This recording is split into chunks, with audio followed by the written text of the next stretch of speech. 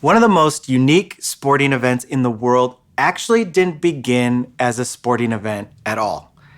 Each year, riders and their dogs race more than 1,000 miles for several days through the seemingly unsurvivable frozen wilderness of Alaska, from Anchorage in the south all the way up to Nome in the north. And they do this for the infamous Iditarod dog sled race. But as remarkable as this race is, it's actually much more than just a dangerous scenic route for some crazy dog lovers. The genesis of the Iditarod is even more remarkable than the race itself. In 1925, hundreds of children in Nome, Alaska had been exposed to a deadly bacterial infection called diphtheria. This was a serious, widespread outbreak, and the closest vaccinations to combat the disease were 1,000 miles away in Anchorage. Now, keep in mind, this was January in Alaska. Nome was literally snow-locked, and the only way in or out was by dog sled, and the children were running out of time. Now, in order to get the vaccines to Nome quickly, the community organized teams of riders known as mushers and their dogs to be sort of strategically placed along the path to carry the vaccinations in a giant frozen relay race. So with passion and intensity, the mushers carried the life-saving serum all the way across the Alaskan wilderness, arriving in Nome in only 127 hours, a record that still stands today. More than 150 dogs and 20 mushers were involved in this heroic effort, an effort that became known as the Great Race of Mercy. And by combining the right medicine with radical effort, hundreds of lives were saved. Now, while the Iditarod had an amazing origin story, today it's just another sporting event. The teams race a similar path, but the motivation is completely different. They still tie sleds behind dogs, but they're not racing to save lives anymore. Now, the purpose is more about individual glory than it is communal flourishing. And I know it might sound odd to some of you, but as I reflect on this story, I can't help but think about the church. Yes, we have fewer dogs. Yes, we gather in temperature-controlled environments. However, the reality is, we were meant to be an all-hands-on-deck, self-sacrificing, life-saving, soul-restoring community of Jesus that's living out the kingdom way of Jesus so that more people might find their way back to God. But I worry that sometimes we can actually forget the purpose of all of this activity, and we just start running a race for personal fulfillment, making what we're doing here about our own desires, our own dreams, instead of the greater kingdom good. Now, while there's no longer a need to run diphtheria medicine to Nome, as a church, we can't afford to have that kind of mission drift. Our mission is as urgent today as it was 2,000 years ago. And that is why we're doing this series about what we believe as a church community. It is so important that we keep our hearts and our minds fixed on this bigger story so that we don't lose our way or forget that we're actually on a life-saving mission. Now, if you've been with us for the first 2 weeks of this series, you'll recall that what we believe is a true story about a king and his kingdom community. So far, we've talked about how that story starts with a God who is love. He's actually a community of oneness, one God in three persons, Father, Son, and Spirit. This God who is love created a world that was good, and he created people to join in his community of love. And in the beginning, everything was perfect. God's kingdom was being lived on earth. And there's a biblical word for this perfection. It's called shalom. And it means universal flourishing, wholeness, perfect peace. But then a villain entered the story. The villain is sin. Sin fractured that perfect community between God and people. Sin fractured shalom. And really, the rest of the story of the Bible is about God's life-saving and soul-restoring mission, a mission that has now been passed on to us as the church. But in order to understand who we're called to be and what we're called to do, we need to go all the way back to the book of Genesis. This chapter in the true story of the king and his kingdom starts in chapter 12 of the book of Genesis. Here we find Abram and his wife Sarai living in Abram's parents and extended family. Now, in our context, we expect adults, whatever age that is now, to move out of their parents' basement and to get a job.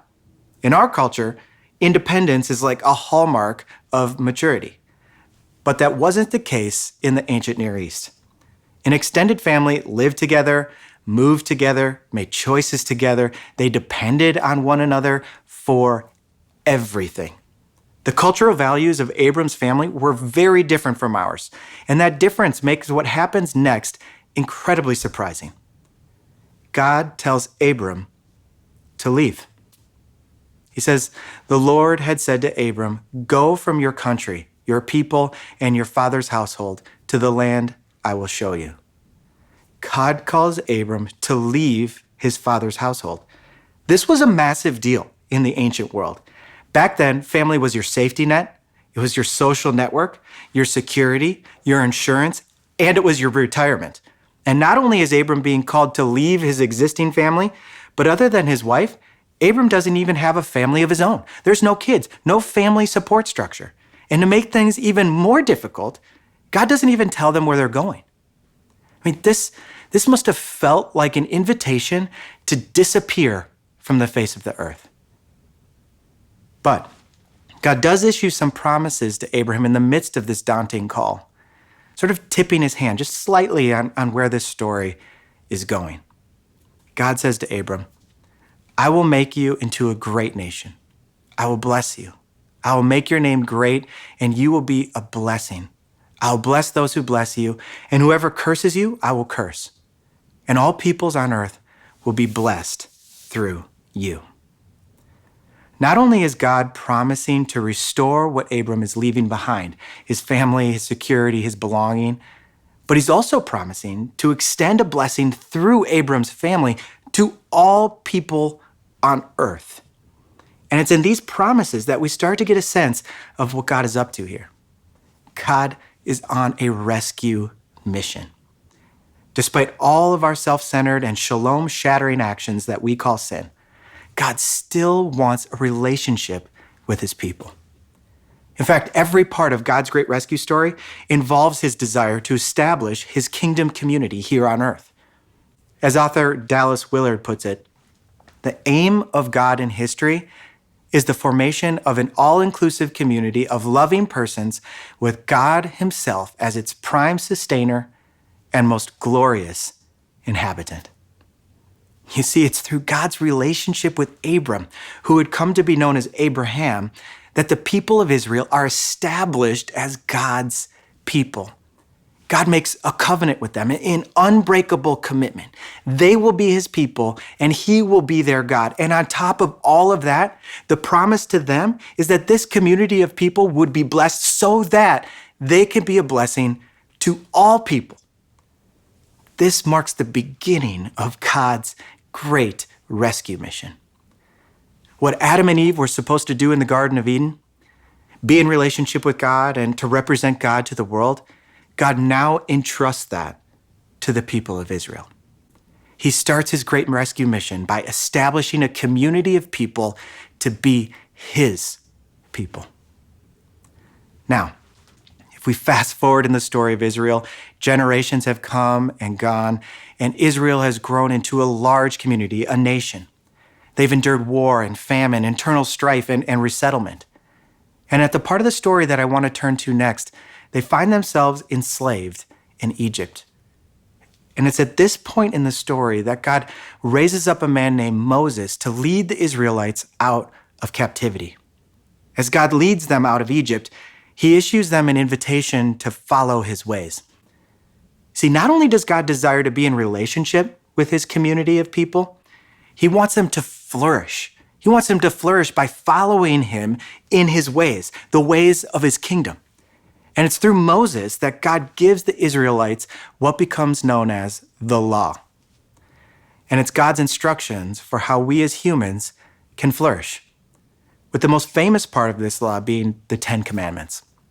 The Ten Commandments are recorded in the book of Exodus, chapter 20, and they include instructions like, don't have any other gods before the one true God. Remember and observe a day of rest, Sabbath. Don't murder. Don't steal. These are really descriptions of how God's people can thrive within his kingdom community. They're instructions for how to honor God and how to flourish as individuals and as a community. And this is really good news for the Israelites. The instructions that God gave his people weren't like any other religion of their time. God's commands were not just arbitrary rules to follow or hoops to jump through to somehow like prove your devotion to God. No, like I said, his commands were meant to lead his people to flourishing. They're guidelines for the development of a full and thriving life, for a full and thriving community that they were intended to live in from the very beginning.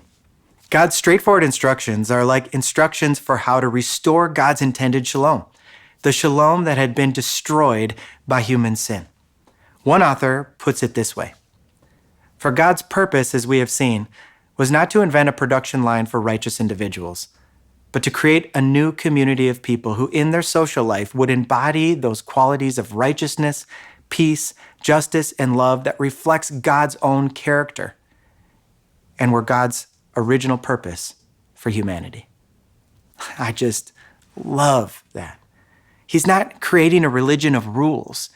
He's giving instructions on how to live out and embody his original purposes for humanity: righteousness, peace, justice, love. I mean, these are the things that we all really long for, right? And remember, God, who had already made a permanent and binding covenant with Israel as his people. And so as a result, we can be certain that the commands that he gives them through the law, it wasn't about earning good standing with God. They already had it.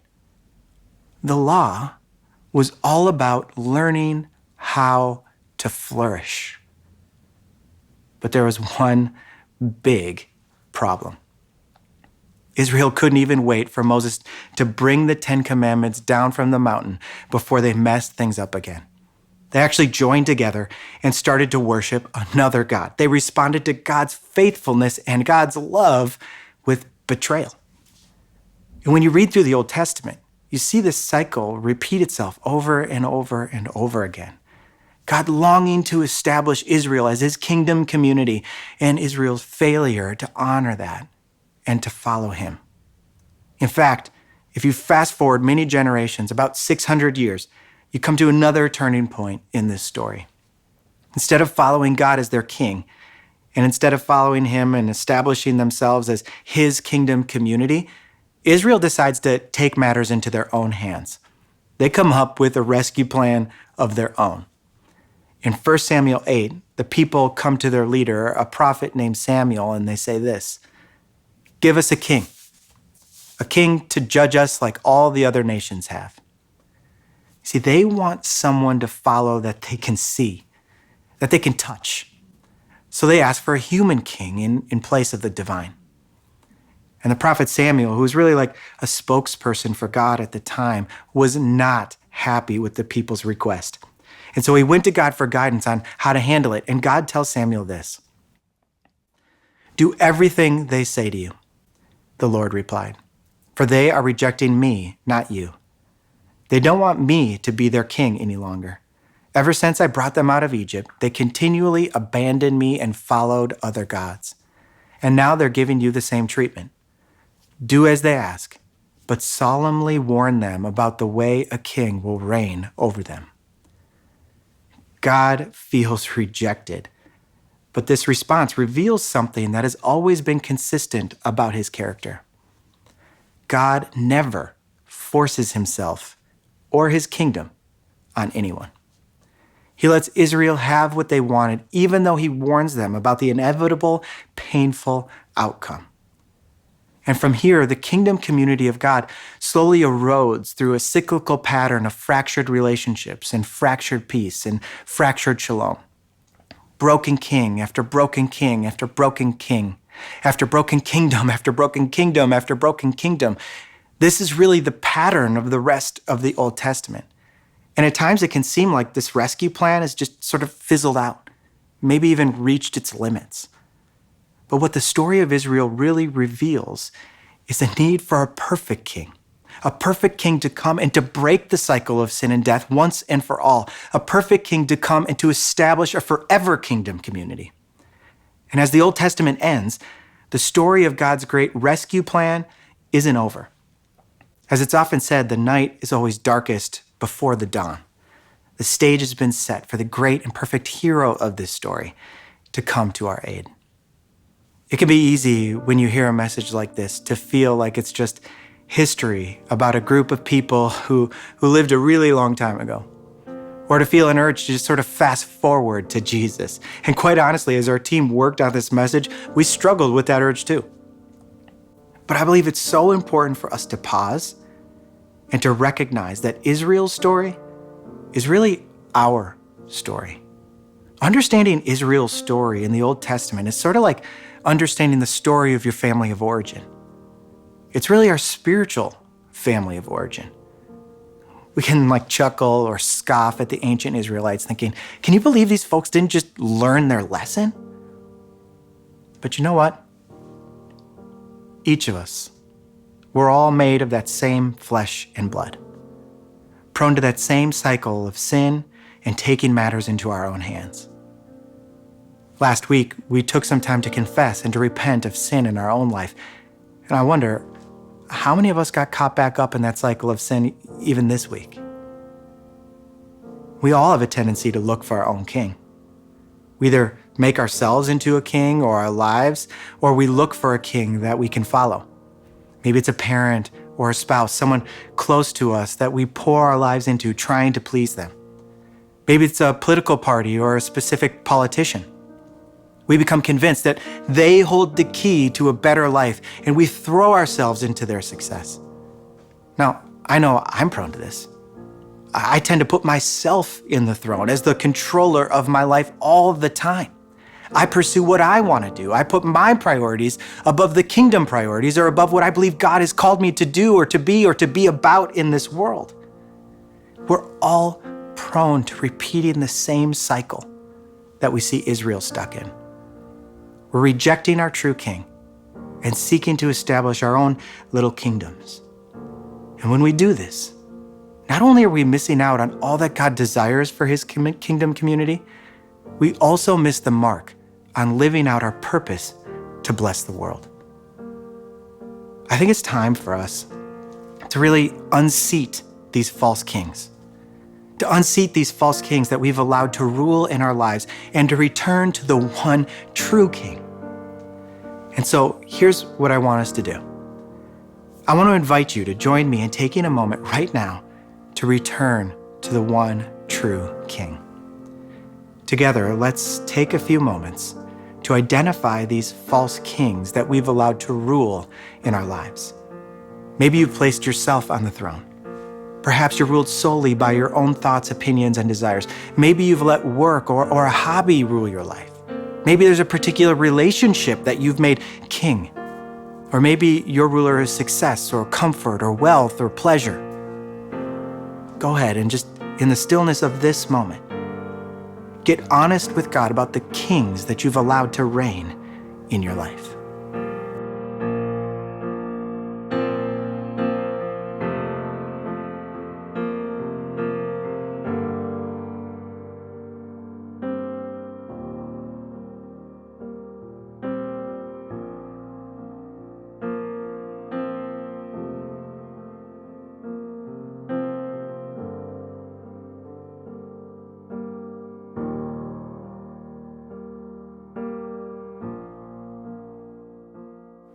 And now, having identified those kings, we're going to take some time to pray, asking the Lord to unseat those kings and to help us follow him as the one true king. And as a result, may we experience the flourishing life and soul he always intended for us. You can use your own words, or you can use the prayer on the screen as a place to start. Take a moment right now to pray.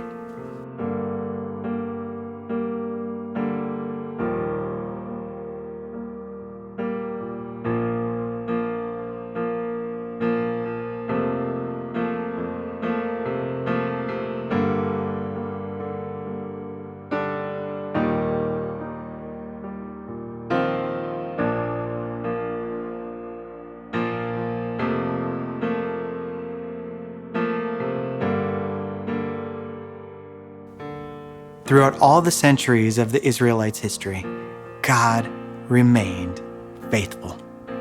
From generation to Abraham and his children and their children and their children, God remained faithful.